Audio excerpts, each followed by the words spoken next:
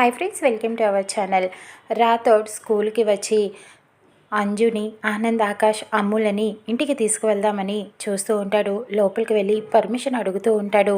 ఇక ఈలోపు ఇక్కడ అంజుని కిడ్నాప్ చేసే తీవ్రవాదులు వచ్చి పర్మిషన్ అడిగి టీచర్ని అంజుని క్లాస్లో నుంచి తీసుకువెళ్తూ ఉంటాడు. మీ డాడీ తొందరగా తీసుకురమ్మని చెప్పారమ్మా అని చెప్పి ఇక టీచర్ పంపిస్తూ ఉంటారు. అంజు వెళ్ళమ్మా అని చెప్పడంతో ఇక అంజుని తీసుకొని ఆ కిడ్నాపర్స్ వెళ్తూ ఉంటారు. ఇక ఈలోపు రాతోడు వచ్చి అమ్ముని, ఆనంద్, ఆకాష్ని తీసుకొని అంజు క్లాస్కి వస్తారు.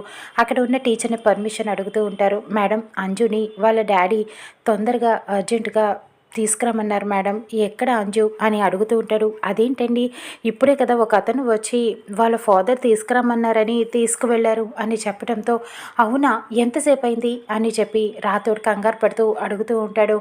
ఇప్పుడే జస్ట్ అని చెప్పడంతో ఇక రాథోడ్, అమ్ము, ఆనంద్, ఆకాష్ అంజుని స్కూల్లో అంతా వెతుకుతూ ఉంటారు.